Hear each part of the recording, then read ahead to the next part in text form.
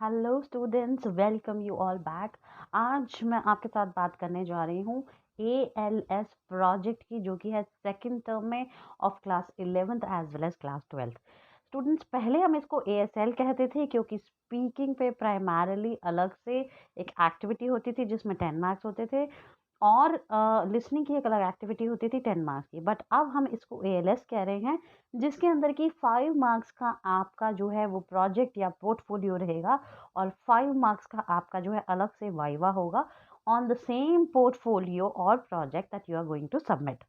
और second term में ये वाला जो प्रोजेक्ट और portfolio based viva and activity है, इसके अंदर 5 मार्क्स उसके अलग रहेंगे, 5 मार्क्स उसके अलग रहेंगे, प्लस जो एग्जामिनर है 99.9% एग्जामिनर एक्सटर्नल होगा, means not from the school. Okay, god forbid अगर कोविड रहा, ओमिक्रॉन रहा, या डेल्टा रहा, या डेमिक्रॉन रहा, या some other problem like SARS, या सम अदर प्रॉब्लम ऐसी कोई रही जिसकी वजह से लॉकडाउन हुआ या कोई डिफ़िकल्टी हुई, ओनली देन एक्सटर्नल की जगह हो सकता है कि इंटरनल एग्जामिनर ही, but not your own teacher, somebody else, some other teacher is going to assess you. Okay, so बात करते हैं ALS के प्रोजेक्ट की। आज मैं आपको सिर्फ एक्सप्लेन करने जा रही हूँ सबसे पहले ALS का जो पोर्टफोलियो है। इस पोर्टफोलियो में बच्चों में ऑलरेडी आपको जो है इसमें आपको मैं 6 टॉपिक्स ऑलरेडी दे चुकी हूँ। ठीक है, तो अब इसमें करना क्या है उसको हम थोड़ा समझने की कोशिश करते हैं। ठीक है, although I had taken the online Google Meet and मैंने आपको सब कुछ क्लियरली समझाया था, एंड रिटन में और ऑडियो रिकॉर्डिंग्स भी मैंने आपको भेजी थी, but I guess still there are lot of doubt, so let us discuss it more. Okay, it is a research based portfolio और अ प्रोजेक्ट।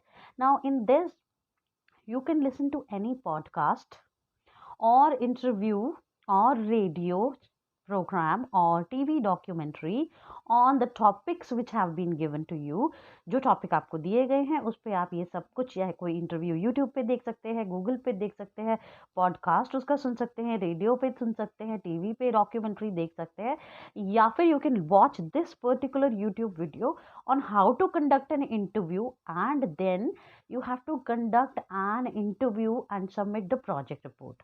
ठीक है, प्रोजेक्ट जो रिपोर्ट है आपकी, उसके अंदर जो क्राइटेरियाज रहेंगे वो मैं ऑलरेडी आपको एक लिस्ट भेज चुकी हूँ, फिर भी मैं उसका एक रीकैप आपको दे देती हूँ। ऑलराइट, जो आपका प्रोजेक्ट रहेगा उसके अंदर सबसे पहले जो है, आप पहले पेज पर इंडेक्स बनाएंगे। Alright, then on the second page आप स्कूल का नेम, स्कूल की डिटेल, स्कूल का कोड, स्कूल का एड्रेस जो है वो लिखेंगे, अपनी टीम का नंबर लिखेंगे, which team number do you belong to, आपकी टीम में कौन से रोल नंबर्स हैं, 1 से 5, 6 से 10, एंड सो ऑन, जो भी आपके रोल नंबर हैं, and the topic of your project और पोर्टफोलियो। ओके, उसके नेक्स्ट पेज पर आपकी एक्नॉलेजमेंट होगी, that is that you have done this project under the guidance of your teacher, and 5 बच्चों की टीम में 5 बच्चों के नाम एंड सिग्नेचर होंगे, and the signature of your teacher. Okay, there will be an acknowledgement. After that you have to write a statement of purpose, कि आप इसमें क्या टारगेट कर रहे हैं, क्या अटेन करने वाले हैं, what exactly are you going to find out, what will be your strategy, that you have to define on a paper। okay, उसके बाद जो है 5 जो बच्चे हैं आपकी टीम में, each student has to submit 4 pages each। हर एक बच्चे को 4 पेजेस देने हैं। वो 4 पेजेस में क्या होगा, नंबर 1 क्वेश्चनियर, 10 क्वेश्चंस का एक क्वेश्चनियर हर बच्चे का लगेगा कि उसने कौन से क्वेश्चनियर जो है वो इंटरव्यू में पूछे। सेकंड पेज उस बच्चे का होगा उस इंटरव्यू क्वेश्चंस के आंसर्स जो उसने किसी से पूछे and the person has replied. Okay, हर एक पेज पे बाय द नेम आएगा जिस बच्चे की वो रिपोर्ट है। ऑन द सेकंड पेज जिस इंसान का आपने इंटरव्यू लिया है, जिस ह्यूमन बीइंग का आपने इंटरव्यू लिया है, उसका नाम, detail and phone number mention होगा। ऑलराइट, थर्ड पेज पे there will be evidence, photographs, proof कि आपने एक्चुअली में वो इंटरव्यू कंडक्ट किया है। Okay, so third page will be the photographs, आप इंटरव्यू ले रहे हैं, वो इंटरव्यू लेते हुए आपकी फोटोग्राफ क्लिक हुई होनी चाहिए, and that should be pasted 3-4 photographs on one page, that will be evidence। And fourth page जो हर बच्चे को देना है वो है रिपोर्ट और ओपिनियन, कि वो इंटरव्यू लेने के बाद इस टॉपिक पर आपका क्या ओपिनियन है और इस टेक्निक से आपने क्या सीखा और आपके अंदर क्या चेंजेस आए after doing this speaking activity, listening to the answers of the other person. जब आप इंटरव्यू ले रहे थे तो जो सेकंड पर्सन ने कहा आपने उसको लिसन किया, and then you wrote those things and you spoke also. So it is a listening and a speaking activity for you. Okay, तो आपका क्या ओपिनियन है उस पर वो आप लगाएंगे। तो पांचों बच्चों के वो चार चार चार चार पेज होंगे। जो आखिरी पेज रिपोर्ट या ओपिनियन की है बच्चों, उसके अंदर 200 से 250 वर्ड हर बच्चे को लिखने हैं। Okay, so you have to pen down those things. आप प्रिंट आउट भी लगा सकते हैं या फिर आप अपने हैंड रिटन सुंदर सुंदर लेजिबल, जो पढ़ी जाए, क्लियर लेजिबल हैंड राइटिंग, सुंदर ब्यूटीफुल हैंड राइटिंग में आप you can right your report और ओपिनियन, वो लगेगा। तो पांचों बच्चों के वो चार चार पेजेस हो गए। Okay, and after that what you have to put over there is the bibliography and the list of resources, कि आपने अगर कोई फोटो इंटरनेट से ली है, गूगल से ली है, तो कौन सी साइट से ली है, that you have to mention वो रिसोर्सेज। किसी बुक से ली है, मैगजीन से ली है, you have to mention the sources.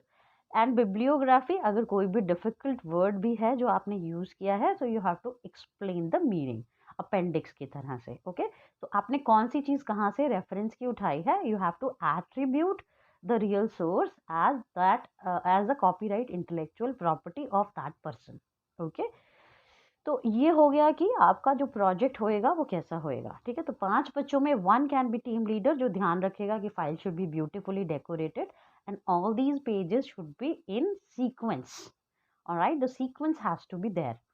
Okay, alright, now coming back to the topics. So this was about the file that you have to submit. जो आपको डेट ऑफ सबमिशन दी गई है, लास्ट डेट, आपको उस date तक submit करना है। Because अभी थोड़ा सा ओमिक्रॉन की प्रॉब्लम है and there are like certain restrictions. तो ये जो पांचों बच्चे ग्रुप में बनेंगे, roll number 1 to 5, 6 to 10, 11 to 15, ये बच्चे जो कोऑर्डिनेट करेंगे they will do it online.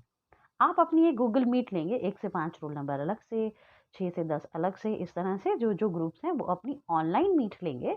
And during that online meet you have to discuss all the questions and all the problems और all the strategies, all the action plan, कि आप इसको कैसे करने जा रहे हैं। ओके, तो ये हो गया कि कैसे करना है। अब थोड़ा सा डिस्कस करते हैं on this topics. The first topic, team number 1, evolving food tastes in my neighborhood. This I have assigned to roll number 1 to 5, 1 2 3 4 5 को करना है, 31 32 33 34 35 को करना है। ठीक है, मेरे नेबरहुड में, मेरे पड़ोस में टेस्ट जो चेंज हो रहे हैं, लोगों का जो स्वाद है वो जो बदल रहा है, उसके बारे में आपको रिसर्च करनी है। अब इसके अंदर भी to simplify it I have given you 5 sub points.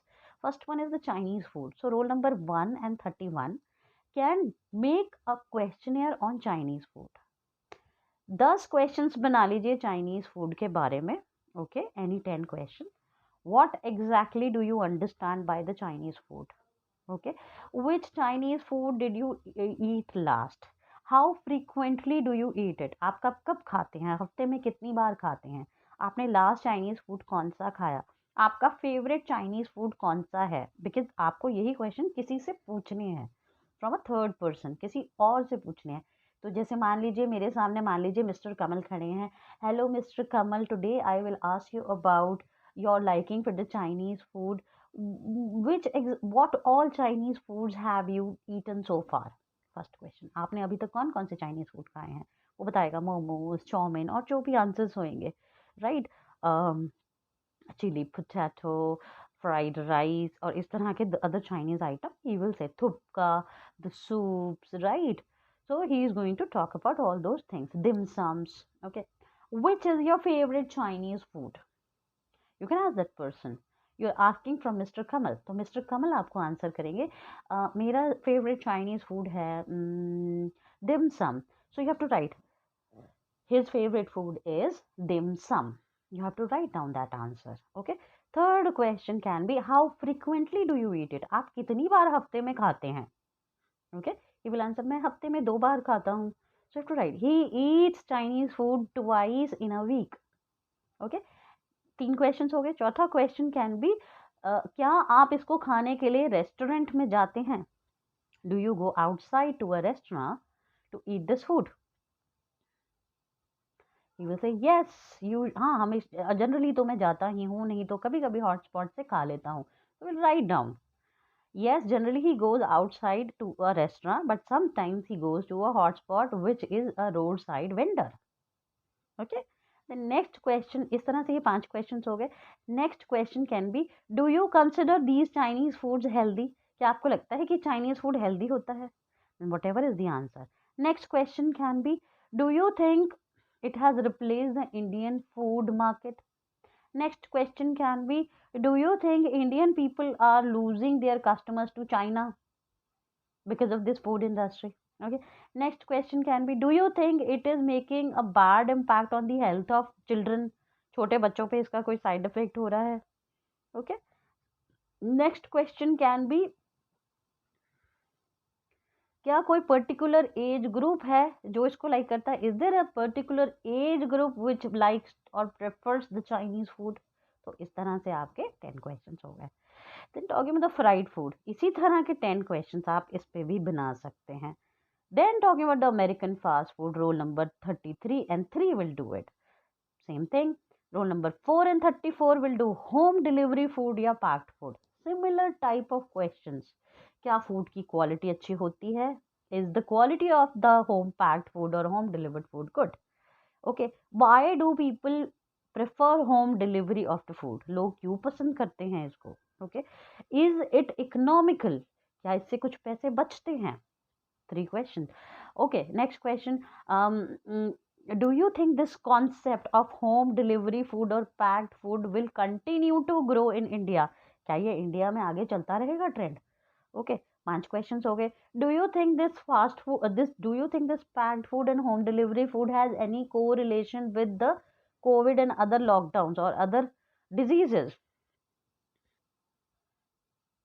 तो क्या आपको लगता है कि ओमिक्रॉन और कोरोना के बाद ये होम डिलीवरी ज्यादा बढ़ गई है? Okay, next question can be, do you think this new industry of home delivery food like Swiggy and Zomato and Fasos, they are giving job opportunities for the youngsters? क्या इससे और jobs market में आ रही हैं?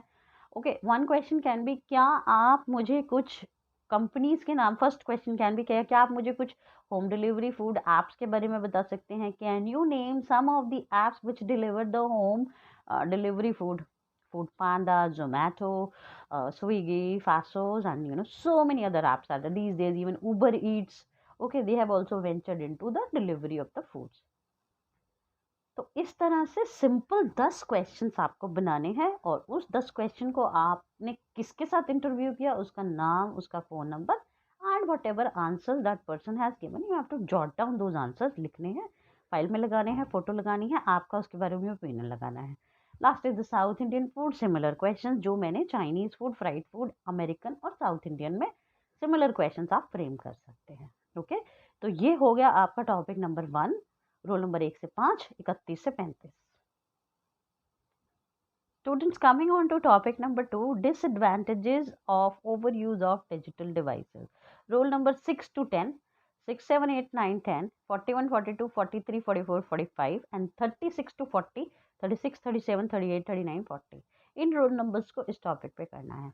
Topic क्या है कि जो डिजिटल डिवाइसेस हैं, मतलब computer, laptop, mobile, tablets, PC, okay, desktop computers, so iPhones, तो ये जो गैजेट्स हैं, डिवाइसेस हैं, इनके ओवर यूज़ के डिसएडवांटेजेस, नुकसान। अब इसके अंदर मैंने तुम्हें 5 चीज़ें दी हैं। ओके, 5 क्वेश्चंस ऑलरेडी, 5 पॉइंट्स दिए हैं। अब आप इसके ऊपर क्वेश्चंस बनाते हैं। Can you name some digital devices?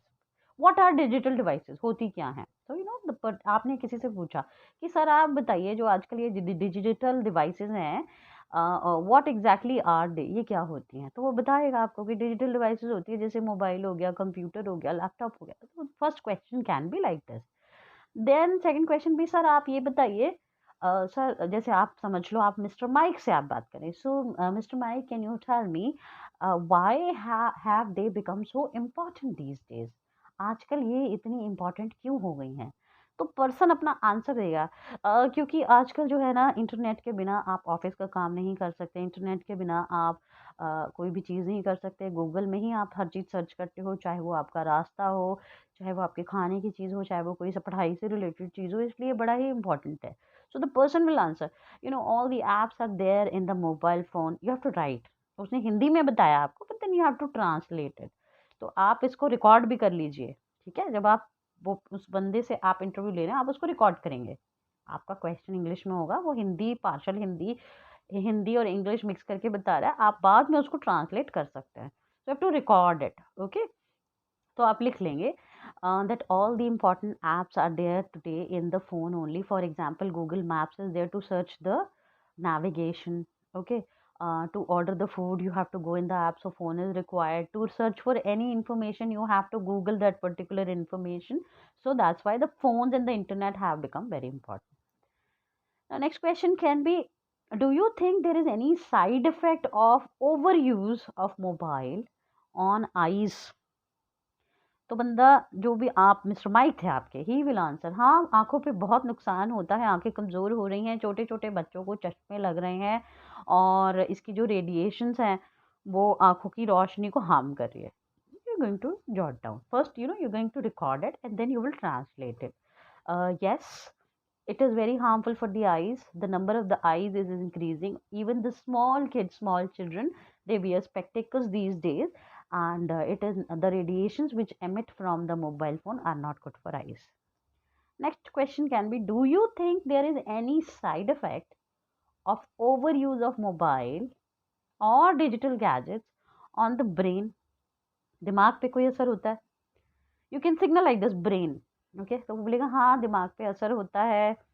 English में हिंदी में, हिंदी इंग्लिश मिक्स करके बोलेंगे। मेमोरी का लॉस होता है, आजकल हम कुछ भी याद नहीं करते। पहले हमें सबके नंबर याद होते थे, आज की डेट में हमें अपने ही पापा मम्मी के 3 नंबर हैं तो तीनों याद नहीं होते हैं, ऑफिस का नंबर नहीं याद होता है। हम मोबाइल पे डिपेंडेंट हो गए हैं। तो यू हैव रिकॉर्डेड इट, क्योंकि आप उसी टाइम ट्रांसलेट नहीं कर पाएंगे। You have recorded it on a phone or on a gadget, and then you are going to translate.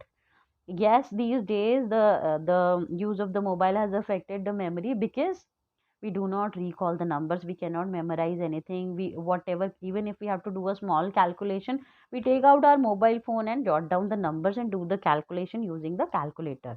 Okay, तो हमारा brain, हमारी memory affect हो रही है।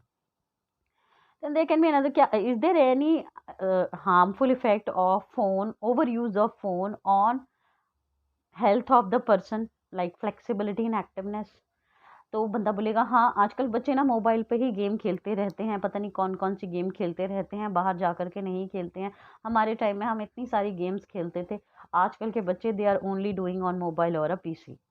So you have to write that answer. Well, yes, it has affected the agility, activeness, flexibility of the children, because these days they just want to remain busy on the phone playing a game. All the games have become in fact online, and they prefer not going outside for the outside sport. Rather, they remain inside, indoors, and do the activities on the phone, play games on the phone, on a virtual platform. So it has affected. Okay.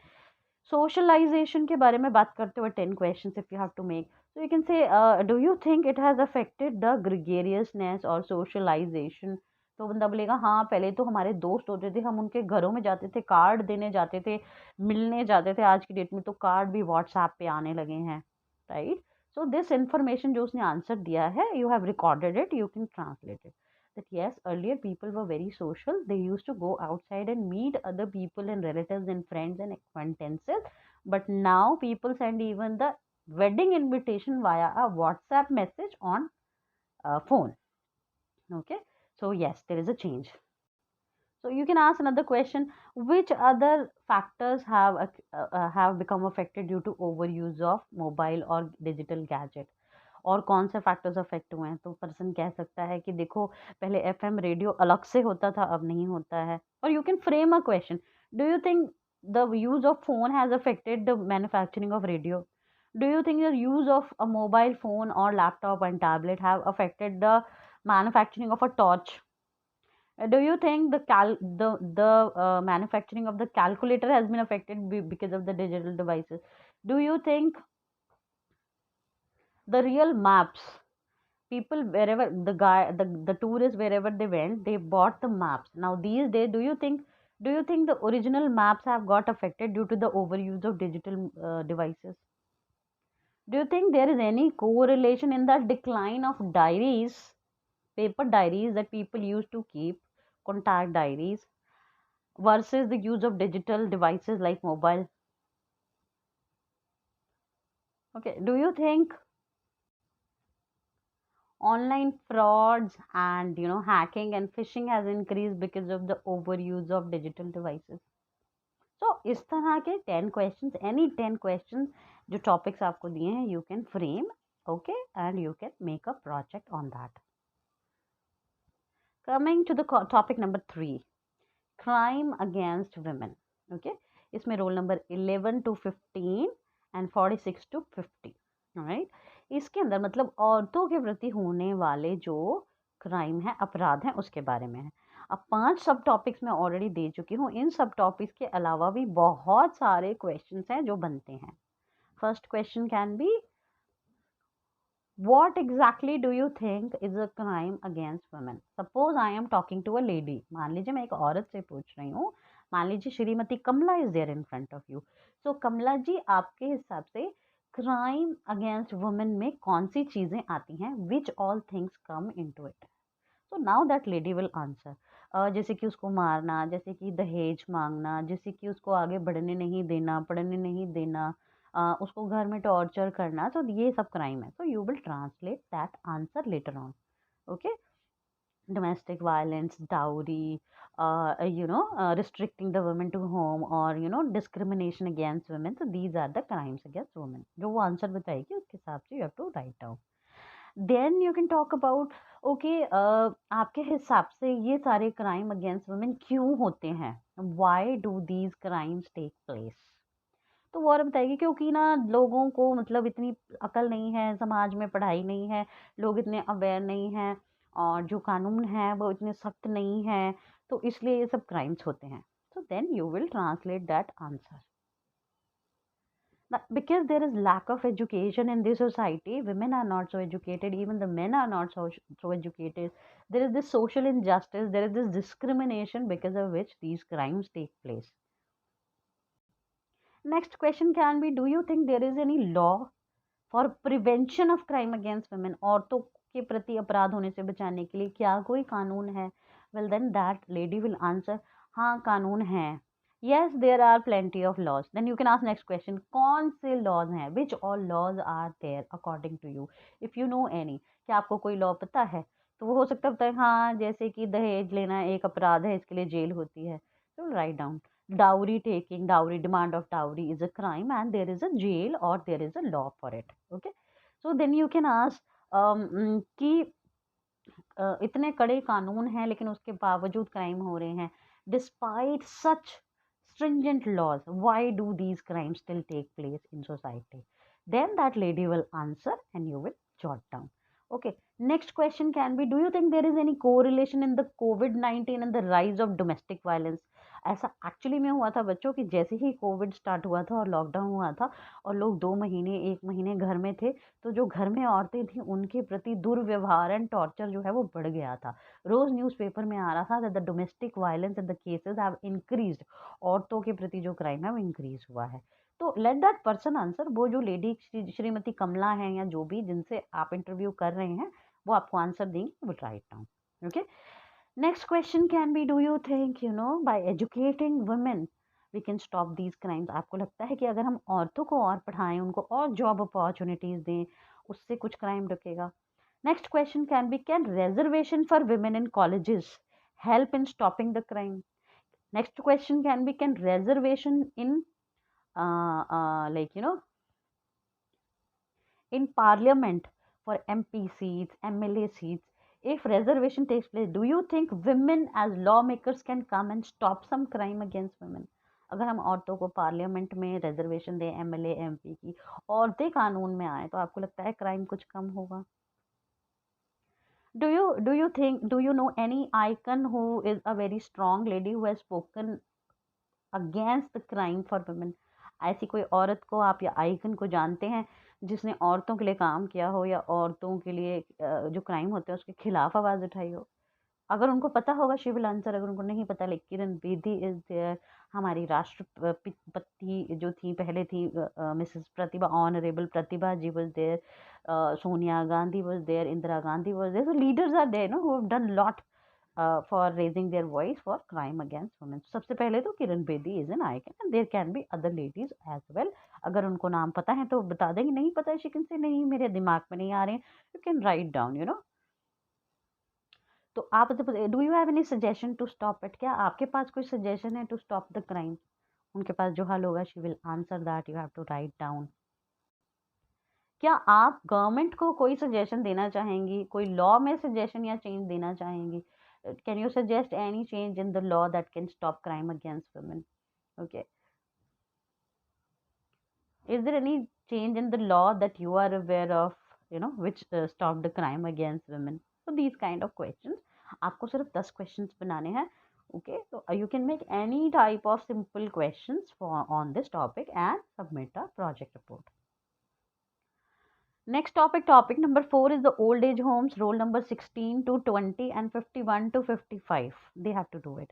Okay, अब इसके ऊपर already एक बच्चे ने मुझे आज एक questionnaire बना करके सेंड किया था. It was a simple questions और बड़े ही बेसिक एंड रेलेवेंट क्वेश्चंस थे वो. For example, why do you think old age Holmes exist? ये क्यों एग्जिस्ट करते हैं? सपोज आप किसी बूढ़े आदमी से पूछ रहे हैं या किसी जवान आदमी से भी पूछ रहे हैं कि ओल्ड एज होम क्यों बनते हैं, तो उनका जो आंसर है you to write down. Okay, then next question can be, is there any correlation in the modern life, that is the nuclear families and the rise of the old age home? क्या nuclear family होने से old age home बढ़ गए हैं? You are going to ask that question, जो वो बताएंगे you have to write down.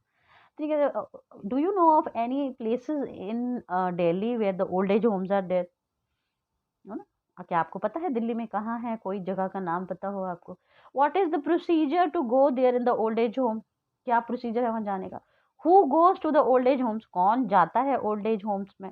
The person will answer, वो बूढ़े जिनकी जो बुजुर्ग जो जिनके जिनके बच्चे जो हैं उनको घर से निकाल देते हैं, टेक केयर नहीं करते हैं, या जिनका कोई सहारा नहीं है, वो लोग जो हैं ओल्ड एज में आश्रम में, वृद्धा आश्रम में जा करके रहते हैं. तो वो अपना आंसर देंगे and you have to write down. पहले आप रिकॉर्ड कर लीजिए उस आंसर को ताकि आप आराम से बाद में उसको ट्रांसलेट कर सकें. Okay, but you are going to ask this question in English first और फिर थोड़ा सा एक हिंदी में ट्रांसलेशन आप देंगे.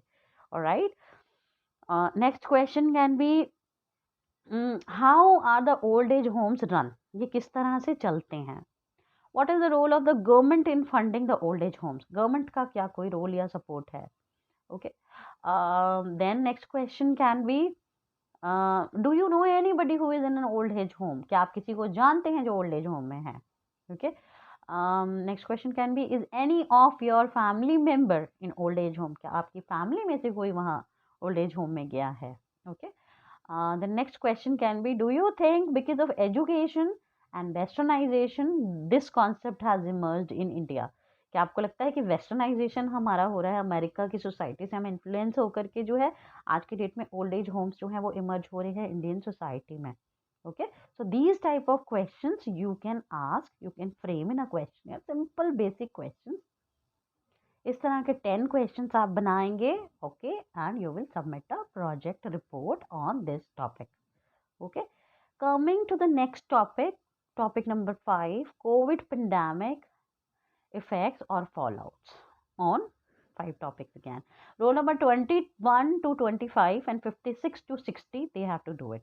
अब ये क्या टॉपिक है? कोविड पेंडेमिक का इन सब चीज़ों पे असर, नेगेटिव असर on families, education, health, socialisation, children. अब इस पे 10 क्या मैं कह रही हूँ, हज़ारों क्वेश्चन आप बना सकते हैं. ठीक है, एग्जाम्पल, कोविड महामारी का परिवारों पे क्या असर हुआ? What was the effect of Covid pandemic on the family structure?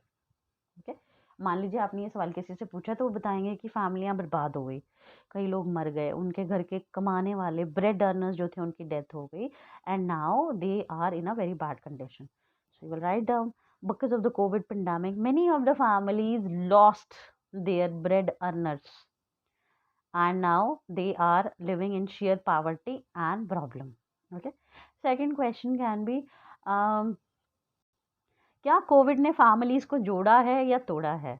Has the COVID pandemic segregated the families or joined them together back?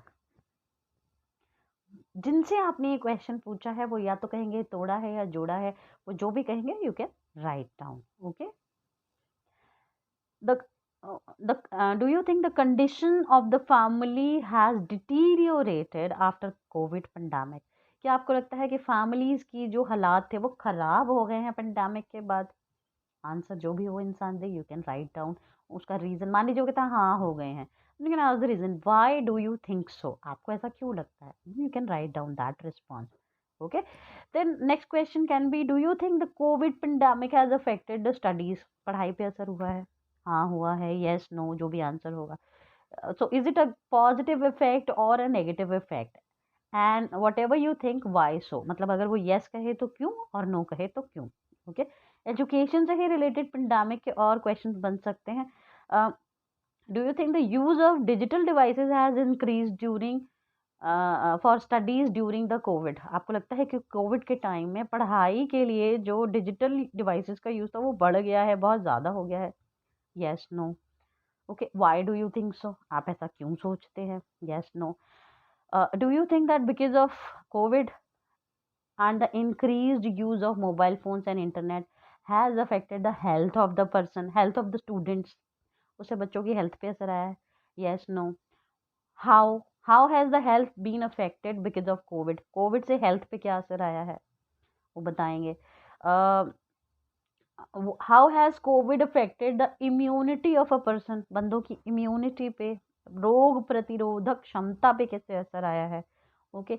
How has the COVID, these are the questions that you are going to write and ask someone. आपको किसी से पूछने हैं और जो भी उनका answer है जिनसे आप पूछ रहे हैं, you have to first record and बाद में उसको ट्रांसलेट करना है. और जो रिकॉर्ड आपने किया है उसकी कॉन्वर्सेशन वो एज अ प्रूफ आपको रखनी है. हम आपसे बाद में उसको लेंगे along with your project. Okay. उसके बाद पूछ सकते हैं आप, डू यू थिंक या so on socialization, do you think so after covid pandemic, do you think people have um, become more economical? लोग पैसे बचाने लगे हैं? yes no. Do you think after covid pandemic the spendthrift nature of people during weddings and marriages and celebrations and parties has decreased? आपको लगता है कि लोग जैसे शादी ब्याह मैरिज पार्टीज में बहुत ज़्यादा खर्च करते थे, बहुत शोषण करते थे, 200 लोग आ रहे हैं, 300 आ रहे हैं, 500 आ रहे हैं, वो सब कम हो गया है या बंद हो गया है? Do you think that the COVID pandemic has affected the marriages in general? उससे शादियों पे कोई इफेक्ट आया? कम होने लगी, ज़्यादा होने लगी? So do you think the gatherings have been affected? How have the gatherings been affected after COVID pandemic? Covid के बाद जो गैदरिंग्स होती थी, इकट्ठे होना होता था, वो किस तरह से अफेक्ट हुआ है? You can make a question on that. Why did the COVID pandemic emerged? Covid pandemic क्यों हुआ? How did the COVID pandemic come into existence? ये कैसे आया? Okay. What were the disadvantages of the COVID vaccine? Okay. How did we tackle the COVID pandemic? All right. What were the side effects of the lockdown that was implemented during the COVID-19 pandemic? Shortcomings of the lockdown. Okay. Family structure में आप ये भी बात कर सकते हैं. Do you think the cooking skills of the man also improve because of Covid? आदमियों ने भी खाना पकाना शुरू कर दिया. आपने घर में गोलगप्पे बनाए, केक्स बनाए, ढोकले बनाए, rather than going outside and eating the junk food. इस पे भी आप क्वेश्चंस कुछ बना सकते हैं. ऑन चिल्ड्रन, छोटे बच्चों पे क्या असर है? वो बाहर खेलने जाते हैं, नहीं जाते हैं? वो प्ले वे मेथड से क्रैच जाते थे, छोटे प्ले स्कूल्स में जाते थे, बंद हो गया. वो भी बेचारे ऑनलाइन स्टडीज़ कर रहे हैं मोबाइल से, कंप्यूटर से. सो इस पे आप नेगेटिव क्वेश्चंस बना सकते हैं. How have the children, infants, 5 साल से छोटे बच्चे, infants, been affected due to the COVID? Earlier they were going to playway school and learning in a playway method, and now they are learning everything via online session. What is your take on this? आप क्या सोचते हैं इस पर? आप क्या सोचते हैं? तो वो आप जो होगा, जो वो आंसर करेंगे, you have to jot down. Alright, तो इस तरह के सिंपल क्वेश्चंस कि कोविड की वजह से क्या फॉल आउट्स हुए, क्या नेगेटिव इफेक्ट्स आए, क्या प्रॉब्लम्स आई, इन सारे टॉपिक्स को लेते हुए you can make 10 questions. Alright, then coming on to the last topic, life of physically handicapped people. जो फिजिकली हैंडिकैप्ड लोग होते हैं, अपाहिज होते हैं, किसी वजह से दिव्यांग होते हैं, मतलब एक अंग उनका जो है वो कॉम्प्रोमाइज है, लेकिन कोई और अंग, कोई और शक्ति जो है वो हाइटन्ड है, उनकी बेटर हो गई है, तो उन लोगों की लाइफ के बारे में एक प्रोजेक्ट। ये सिर्फ रोल नंबर 26 से 30 को करना है। इसके अंदर क्या क्वेश्चंस बनेंगे? 5 सब टॉपिक्स आई हैव गिवन। इन तो सब टॉपिक से आप 10-10 क्वेश्चन बहुत इजीली सिंपल क्वेश्चन बना सकते हैं। Number 1, who all are physically disabled people. ये कौन होते हैं? तो इसके अंदर आएगा ऑर्थोपेडिकली हैंडीकैप, जो चल फिर नहीं सकते, hearing handicap, speech handicap, deaf, dumb, then blind people who can not see. Okay, then there is this locomotor disability, right, brain की होती है, चल फिर नहीं सकते हैं। Then there are other disabilities like mental disabilities. तो किस किस तरह की होती हैं वो सब इसके अंदर आप बताएंगे। राइट, डिजीज नहीं है, बीमारी नहीं है, इट इज अ डिसेबिलिटी, दिव्यांग। Right, 1 question. Then next question can be what is the effect of disability on their life. किसी भी एक डिसेबिलिटी होने से उनके जीवन पे क्या असर आता है। तो सामने जिनसे आपने पूछा है वो क्वेश्चन, उनसे उनको मुश्किलें आती हैं जीवन जीने में, नॉर्मल काम करने में प्रॉब्लम आती हैं, हम जिस स्पीड से कर सकते हैं वो स्पीड से नहीं कर सकते हैं। तो these things, so next question can be, do you think there are equal education opportunities for such people? Education है। Do you think there are equal job opportunities for such people? Jobs हैं या नहीं है? Do you think these kind of people should be given a different school? इनके लिए अलग school होना चाहिए। Do you think there should be different jobs for these people? इनको अलग करके jobs करनी चाहिए, आपको ऐसा लगता है? Do you think there should be a special reservation? What do you think of the special reservation in jobs for them? Jobs में इनकी reservation होती है, आप क्या सोचते हैं इसके बारे में? Asking this question, आप क्या सोचते हैं इसके बारे में?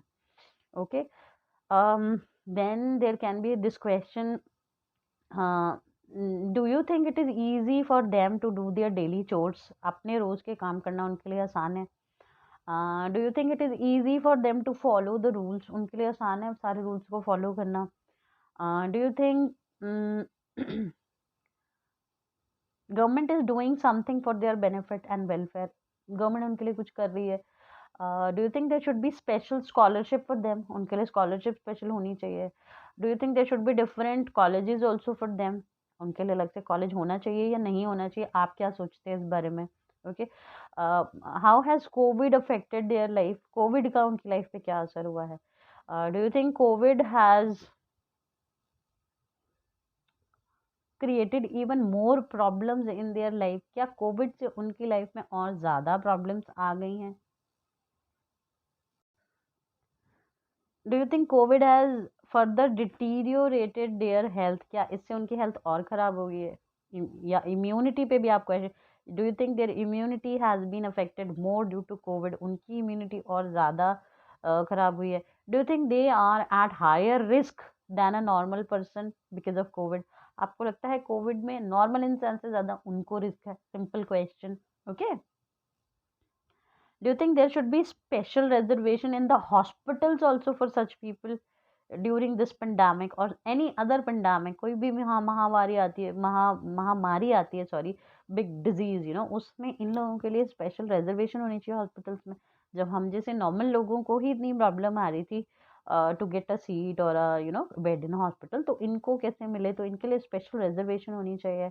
ओके, तो यस नो उस पर आंसर हो सकता है। ऑलराइट, तो इसके बाद ये क्वेश्चंस हो सकते हैं कि लोगों को इनके प्रति कैसे संवेदनशील किया जाए। How can other people, how can general public be sensitised about disabled people और डिसेबिलिटी इन जनरल? ठीक है, कि लोग उनका मजाक ना उड़ाएं, लोग उनको तंग ना करें, लोग उनको इक्वल अपॉर्चुनिटी दे समाज के अंदर।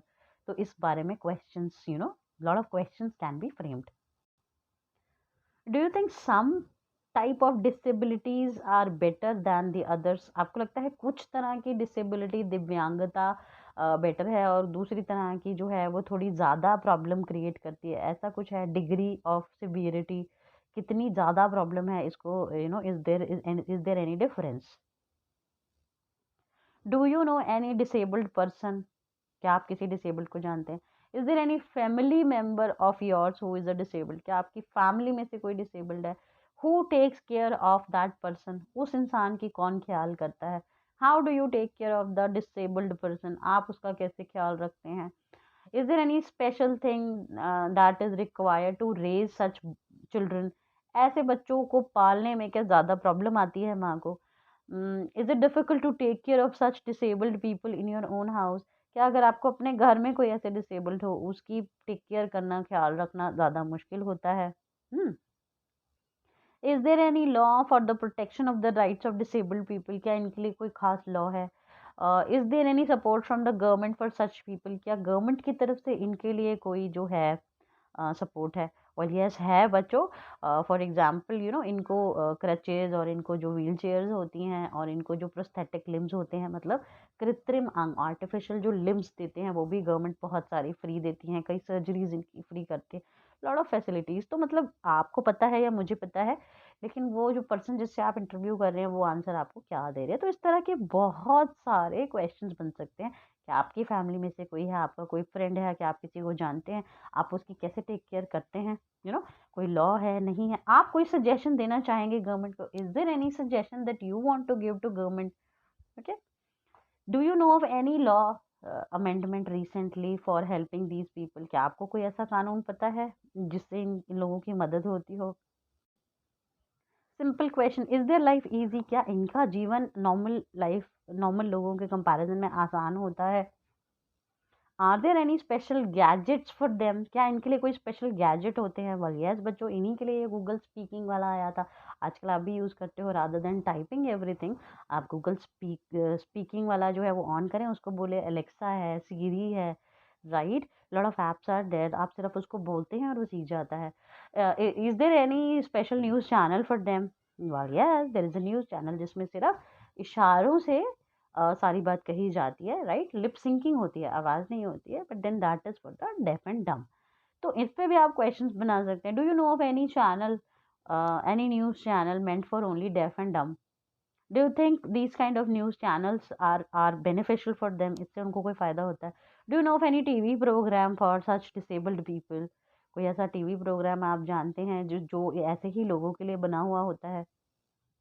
तो इस तरह से इस टॉपिक पे और इन्हीं क्वेश्चन से मिलते जुलते किसी भी टॉपिक पे, जो भी टॉपिक आपको दिया गया है, उन सभी टॉपिक पे आप सिंपल क्वेश्चंस इसी तरह के ले सकते हैं और उसका क्वेश्चनर बना सकते हैं। और 4 पेजेस आपको बनाने हैं क्वेश्चनर। उसके बाद में किसका इंटरव्यू लिया, उसका नाम, phone number on the top, उनके सारे answers translated, voice recording of that person. Okay, video कर सको तो और बढ़िया, अगर वीडियो नहीं ले पाओ तो ऑडियो रिकॉर्डिंग तो बहुत ज़रूरी है। फोटोग्राफ्स की आप इंटरव्यू यहाँ पर ले रहे हैं और किसी ने आपकी फ़ोटो खींची, थर्ड पर्सन आपकी फ़ोटोग्राफ, ओके, ऐसा एविडेंस। गूगल से भी 1-2 फ़ोटोज़ ले सकते हैं ऐसी चीज़ को, उस टॉपिक को दिखाने के लिए, ओके। देन योर ओपिनियन और लास्ट में बिब्लियोग्राफी एंड रिसोर्सेज, और आगे जो सब बताया है वो सब इन द फाइल। तो ये हुआ पोर्टफोलियो तैयार, ओके। और पोर्टफोलियो के भी जो नंबर हैं उसमें अलग अलग नंबर मैंने बताए हैं, टाइम पे सबमिट करने के नंबर हैं, ओवरऑल डेकोरेशन के नंबर हैं, किस तरह से आपने फाइल को जो है वो डेकोरेट किया है, उसमें जो 5 बच्चे हैं उनके इनपुट्स 4-4 पेज हर एक बच्चे के लगे हुए हैं कि नहीं लगे हुए हैं, सीक्वेंस में सारी फाइल है या नहीं है, सारे ये पॉइंट्स जो दिए गए थे वो पॉइंट्स कवर्ड हैं या नहीं है, ओके। और टॉपिक को कंप्लीटली कवर किया गया है या नहीं किया गया है, ये सारी चीज़ें इस चीज़ के पोर्टफोलियो के मार्क्स हैं। इसके बाद एक दिन आपको बुलाया जाएगा, आप आएंगे और हर एक बच्चे को जो क्वेश्चन उसने बनाया है उस पर प्रेजेंटेशन देनी है। थोड़ा बहुत 2-3 मिनट, 2 मिनट 3 मिनट उसको बोलना है, not much but 2 to 3 minutes. मैंने ये वीडियो 1 घंटे की बनाई है, आपको 2 to 3 मिनट्स उस टॉपिक पे बोलना है, ऐसे ही ऑलमोस्ट ऐसे ही जैसे मैंने बताया है, ओके। और फिर उसके बाद उस प्रेजेंटेशन रोल प्ले के बाद जो एग्जामिनर है आपकी फाइल और आपकी प्रेजेंटेशन को देखते हुए आपसे 2-3-4-5 सवाल पूछेगा, and you have to answer those questions in English. जितना आप कम बोलेंगे उतना आपसे ज़्यादा सवाल पूछे जाएंगे, because you are not speaking. आपको स्पीकिंग के मार्क्स भी देने हैं। अगर आप बोलेंगे नहीं तो आपको बुलवाने के लिए आपसे और क्वेश्चंस पूछे जाएंगे। So make sure that you speak well and you answer well and you understand the question properly. एक बार में आप क्वेश्चन को समझ लें, आंसर करें, प्रोएक्टिवली उस पर बात करें और दिखाएं कि एक्चुअली में आपने वो क्वेश्चन या इंटरव्यू कंडक्ट किया है, प्रोजेक्ट बनाया है। और अगर आप एक्चुअली में बनाएंगे तो आप बोलना भी चाहेंगे, right. So all the best. I think now it will be clear. अगर अभी आपको कोई भी डाउट है, आप इसको रिमाइंड करें, अपने टॉपिक तक लेके जाएं और उस टॉपिक को ही सिर्फ अकेले आराम से समझें and then team up, collaborate, team work करें, कोलैबोरेट करें and then finish this project. All the best, take care, good bye.